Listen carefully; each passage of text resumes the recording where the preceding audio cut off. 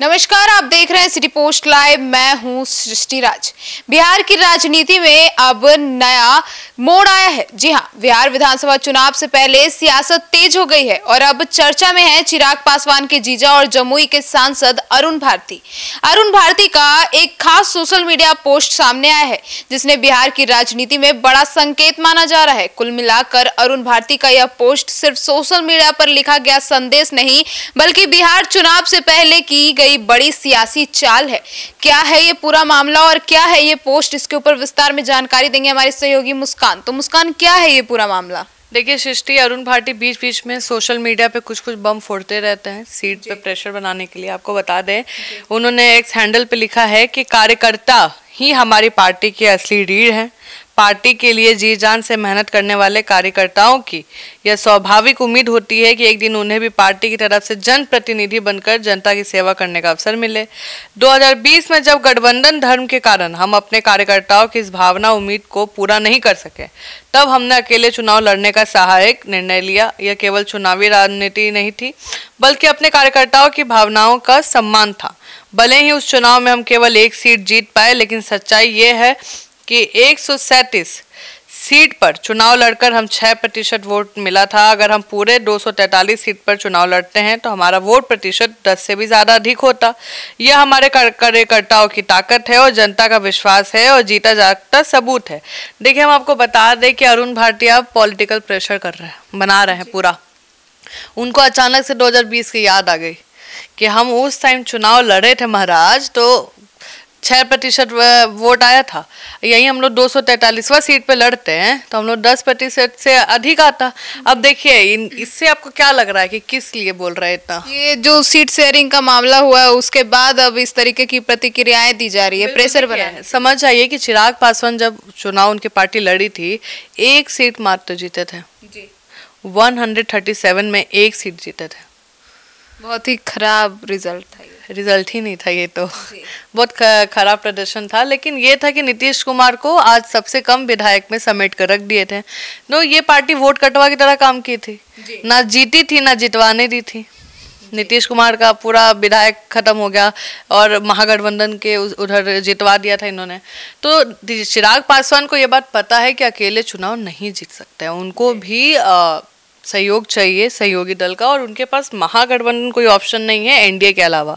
ठीक है, और एनडीए के साथ उनको रहना भी उनके फायदे के लिए अच्छा है, और इवन जो उनके वोटर्स है वो कहीं ना कहीं एनडीए के साथ ही रहना चाहते हैं। ठीक है, लेकिन चिराग पासवान जिधर जाते हैं वोट उधर जाता है, जो उनके समाज का वोट है।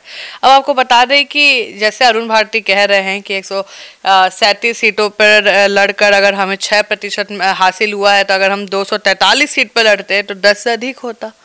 तो अधिक आपको हारने वाली प्रतिशत चाहिए कि आपको जीतने वाली चाहिए?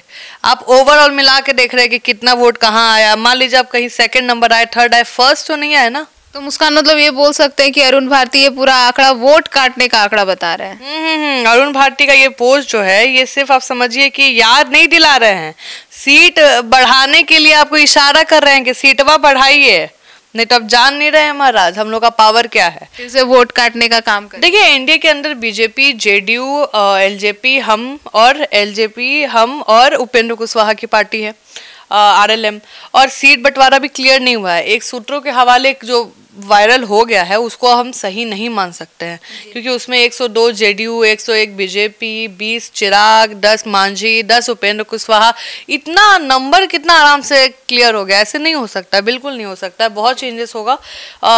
जेडीयू और बीजेपी में चेंजेस तो उतने नहीं दिखेंगे, लेकिन बाकी तीन पार्टी जो है, चिराग, उपेंद्र कुशवाहा और जीतन राम मांझी, उनके में तो नंबर्स के चेंजेस होंगे। और उनका मानना है कि ये जो आंकड़ा है ये साबित करता है कि बिहार की राजनीति में अकेले लड़ने की ताकत सिर्फ एलजेपी में है। इनका कहना है कि 2020 में जब हम अकेले चुनाव लड़ सकते हैं तो ताकत अभी भी हमारे पास है, हम अभी भी मतलब इनडायरेक्टली कह रहे हैं कि हम चुनाव लड़ सकते हैं। उनका कहना है, देखिए आप समझिए, जो राजनीतिक विश्लेषक है उनका मानना है कि अरुण भारती आने वाले दिनों में एनडीए पर दबाव बनाना चाहते हैं, क्योंकि देखिए चिराग पासवान हर जगह बोल रहे हैं कि सम्मानजनक सीटें चाहिए, और उनके अगर किसी भी सभा में जाएगी तो एक ही नारा लगता है, बिहार का सीएम कैसा हो तो चिराग पासवान जैसा हो। तो तो इससे कहीं ना कहीं अपनी ताकत का प्रदर्शन कर रहे हैं। और देखिए, कोई भी कार्यकर्ता चाहेगा कि हमारा जो नेता है वो सीएम बने, लेकिन चिराग पासवान का अभी इस 5 साल में तो कोई स्कोप नहीं है, आपको भी पता है। और बात रहा सीट बंटवारे को लेकर, तो देखिए चिराग पासवान को जो सीट मिलेगी वो 22 से 25 सीटों की कहीं ना कहीं ऐसा उम्मीद लगाया जा रहा है कि इतनी सीटें मिल सकती हैं, क्योंकि सीट ही कहाँ है सृष्टि। आपको लगता है कि बीजेपी 100 सीटों से कम में चुनाव लड़ेगी? नहीं, बिल्कुल बिल्कुल। चुनाव कम सीटों में लड़ेगी तो फिर तो पूरा दबदबा ही खत्म हो जाएगा। अब देखिए, अब सवाल समझिए, नीतीश कुमार के आज इतने कम विधायक हैं, आपको भी पता है, बहुत कम आंकड़ा है, 50 से ज़्यादा नहीं, 50 से कम में है, तो नीतीश कुमार सीएम है, ठीक है। अब समझिए, तो चिराग पासवान के मन में आएगा कि भाई हम तो अच्छा परफॉर्म किए हैं लोकसभा में, 5 सीट हमारा है, सांसद है 5 हमारे, और हम अभी भी लड़ेंगे तो हम अच्छा परफॉर्म कर सकते हैं। तो प्रशांत किशोर भी उनको पीछे से हिंट दे रहे हैं, सही मांग रहे हैं महाराज, चिराग पासवान जी सही मांग रहे हैं, हम भी होते तो यही मांगते हैं, क्यों नहीं मांगेंगे, हमारा स्ट्राइक रेट अच्छा है। जब इतना कम विधायक वाला सीएम हो सकता है, बीजेपी से कोई सीएम नहीं हो सकता है, तो चिराग पासवान क्यों नहीं हो सकता है? तो वो इनडायरेक्टली प्रशांत किशोर को मजा आ रहा है कि भाई चिराग को लड़वा रहे हैं, हाँ, कि भाई एनडीए में लड़ाई हो, मर फुटल हो, सर फुटल हो, कोई हो, मजा आएगा। लेकिन आप समझ जाइए कि चिराग पासवान को भी पता है कि वो जीत नहीं सकते अकेले, और अगर ऐसा करते हैं, ऐसा कदम उठाते हैं, तो केंद्र में सरकार है, आपको पता है किसकी है, एनडीए की है, अब मंत्री हैं केंद्र में, तो इतना छोटा चीज़ के लिए तो नहीं लड़ेंगे।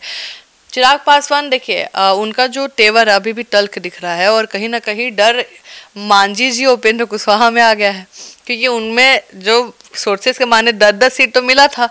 चिराग जैसा कर रहे हैं, तल्ख तेवर दिखा रहे हैं, तो सीट किस में से कटेगा? वही दोनों, मांझी और उपेंद्र कुशवाहा जी, उन्हीं दोनों की सीटों से कटेगा। तो जो नंबर्स मेरे जहन में हैं और जो मेरे संवाददाता बता रहे हैं सृष्टि, उपेंद्र कुशवाहा 7, मांझी 7, क्योंकि 7 सीट पे ही लड़े थे, दोनों को 7-7, और जो बचे हुए सीटें 6 सीट मान लीजिए, वो चल जाएंगे चिराग पासवान के पास जी।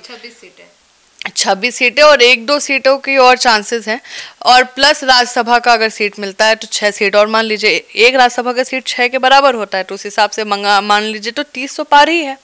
तो उसमें मुझे लगता है चिराग पासवान सेटिस्फाई होंगे, लेकिन जो अभी नंबर आए हैं उसको लेकर वो गुस्सा है, डायरेक्टली नहीं, लेकिन अरुण भारती के थ्रू भेज देते हैं, अरुण जी जाइए, अरुण भाटी का आप कोई भी ट्वीट निकाल के देखिए महाराज, यही चीज है, सीट बंटवारा, कहीं भी बोल रहे हैं, यही बोल रहे हैं, तो अरुण भाटी को आगे कर देते हैं, अरुण भाटी लिख देते हैं, हमारी ताकत को नजरअंदाज करने की गलती मत करिएगा।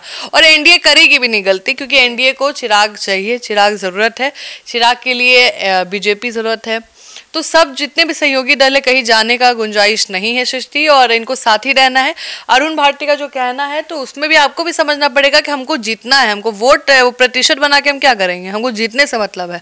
तो चिराग अगर एनडीए के साथ ताल से ताल मिलाते हैं तो कई सीटें, अच्छी सीटें हाथ में आएंगी और सरकार भी बना पाएंगे। लेकिन अगर ऐसे ही रहा और सीट बंटवारे में इनकी बात नहीं बनी और चिराग पासवान की पार्टी अकेले चुनाव लड़ने के लिए आ गई, तो फिर नुकसान जो होना है वो होना ही है, एनडीए की सरकार ही नहीं बन पाएगी जी। तो सुना आपने हमारे इस डिबेट को, अब देखना यह दिलचस्प होगा कि क्या एनडीए इसे गंभीरता से ले या फिर लोजपा अकेले लड़ने का विकल्प फिर से चुनेगी। बिहार की राजनीति में हर बयान और हर पोस्ट चुनावी समीकरण को बदलने की ताकत रखता है, और अरुण भारती का यह बयान निसंदेह आने वाले दिनों में राजनीति के केंद्र में रहने वाला है। तो अब इस पूरे मुद्दे पर आपकी क्या राय है, कमेंट सेक्शन में जरूर बताइएगा। तो फिलहाल इस खबर में इतना ही, आगे की खबरों के लिए जुड़े रहिए हमारे साथ और देखते रहिए सिटी पोस्ट लाइव। अब तक के लिए धन्यवाद।